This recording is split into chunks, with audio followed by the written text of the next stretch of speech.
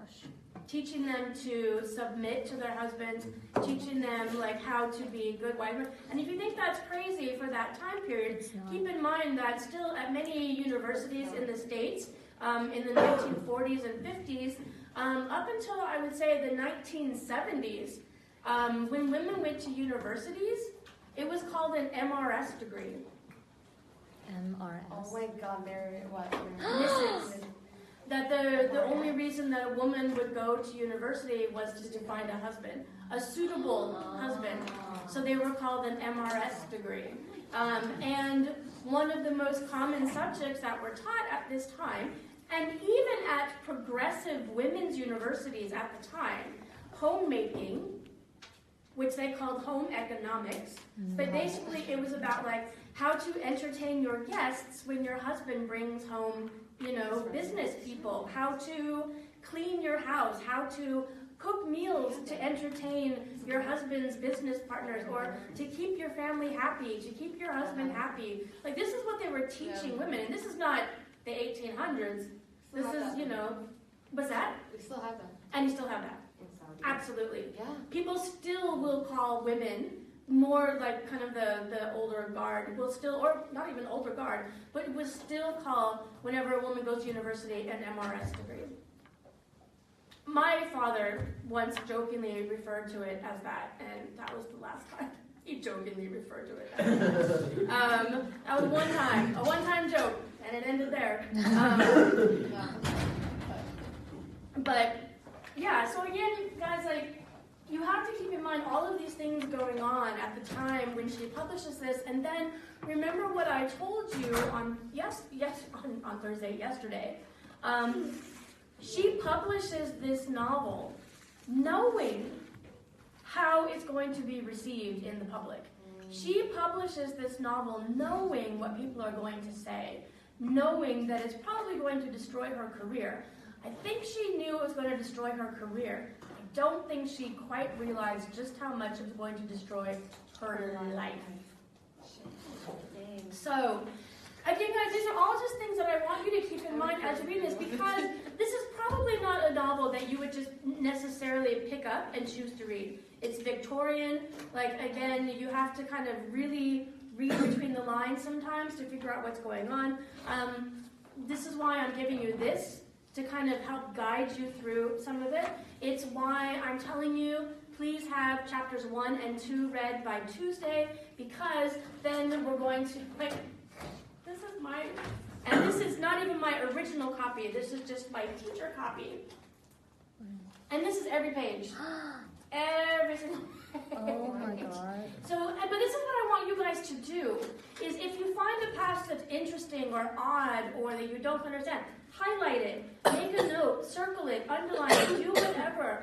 It doesn't have to be one that you like. It could be a passage that you actually don't like, and you want to know, like, why is she saying this here? I don't understand why she's saying this here. But it's that kind of interaction that I really would love for you to have with the physical part of the piece. So guys, that's just basically a little bit of the thing. The other thing that I want to talk about, so those are the three main things, but the other thing that I want to kind of mention about the historical times is also keep in mind, again, as I just said, this is Victorian. Oh, we have until 11:20, we only have 10 more minutes, sorry. Oh. So this is the Victorian period. The Victorian period itself is very significant. So, do you guys know anything about the Victorian period? Just the fashion. Fashion. I'm really glad that you said that, because what was the fashion? Very extravagant. For the wealthy, very modest. Thank you. That's the word I'm looking for. Very, very modest. It was quite grandiose and opulent, but it was also very modest. So women's gowns, so as opposed to the Elizabethan era, where you see like the women who had like the lower cut gowns, and it was okay to actually like show your, not show, but at least to have some more display of your cleavage or things like that, because that was actually a sign of virility and things like that. Then you get into the Victorian era, where almost all dresses have like a collar that come up to their neck sort of thing. But you also get again, sadly, because that didn't end in the Elizabethan era, again, the corsets. Corsets. Oh my gosh, A corset at that time was made out of whalebone, which is a fairly indestructible material for all intent and purposes.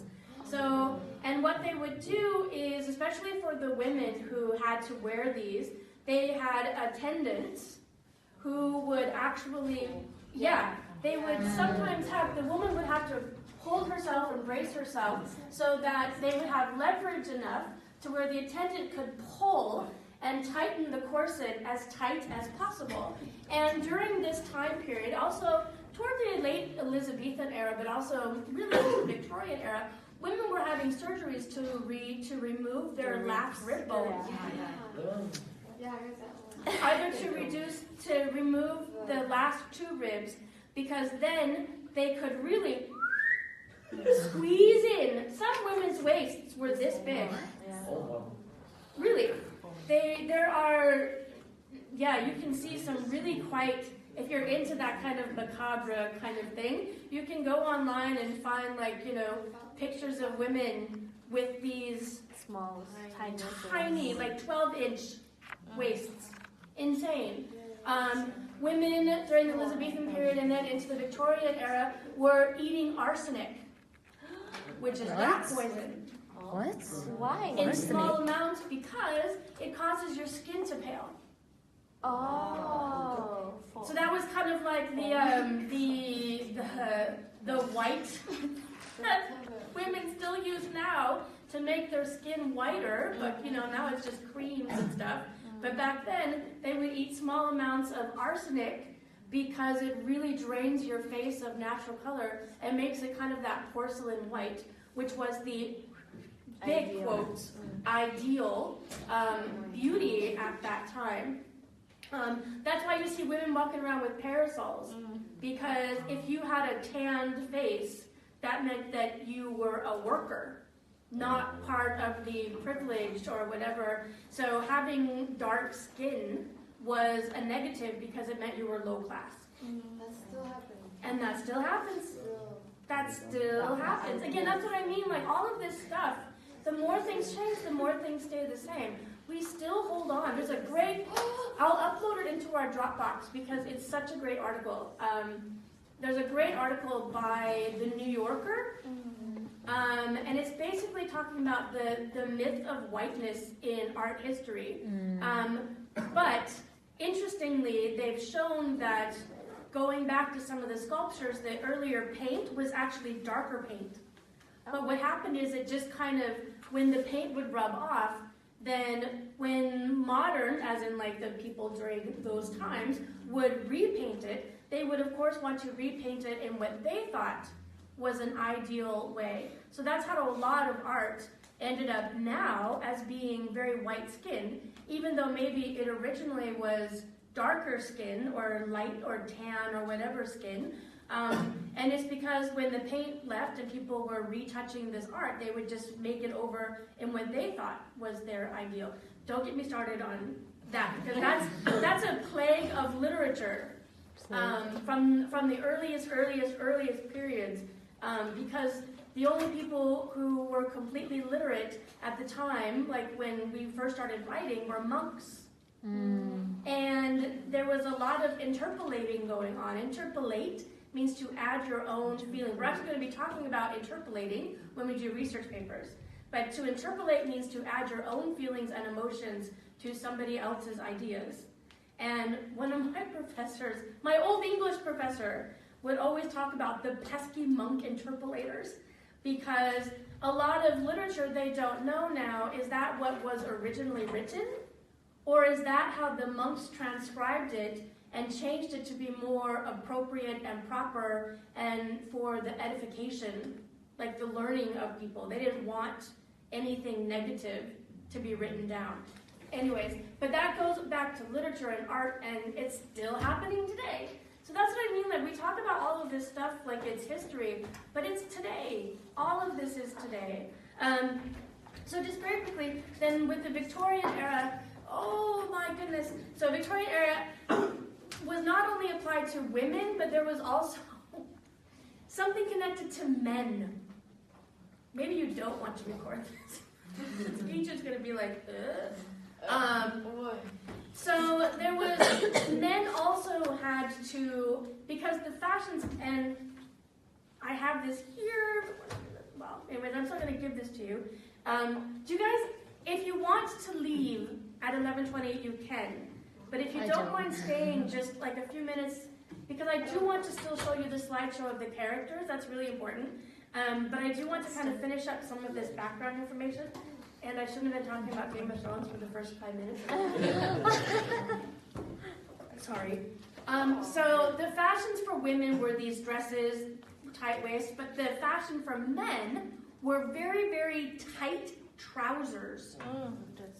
Trousers. Now, what's the problem with tight trousers? You can't really. You can't breathe. We need to breathe. Trousers. Yeah, Pants. Pants. What's the problem with very tight pants for men? the Bulge. Oh, we were trying to say breathe, and I'm like, Keeping with the modesty aspect, and we will also find this in the Awakening and Victorian literature, you could not talk about sex. You couldn't indicate sex. You couldn't. Babies in literature would just suddenly appear. oh my god. Because if you talked about a woman being pregnant, what? that meant what? And then they have sex. Yeah. Oh my god. That there had to be sex to get her pregnant. So you might be reading a novel, and in the next chapter, all of a sudden, a woman has a baby. You're like, what? Where did this kid come from? And then they might talk about, like, you know, her condition. They don't say pregnancy. You'll see in The Awakening, one of the characters' names is Adele, and you will hear them talk about Adele's condition. She's not sick, she's pregnant. But number one, you wouldn't actually say pregnant because that word was pregnant with meaning, basically. It indicated sex.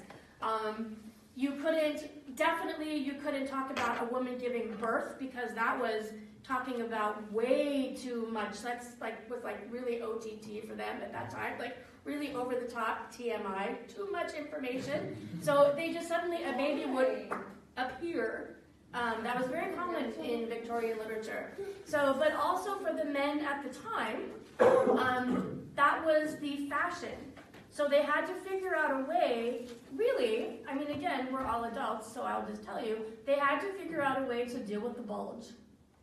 And Queen Victoria's husband was named Albert, which you may know this. If any of you have, I don't know, I've never watched The Crown, but you probably gathered, or any other films, was named Albert.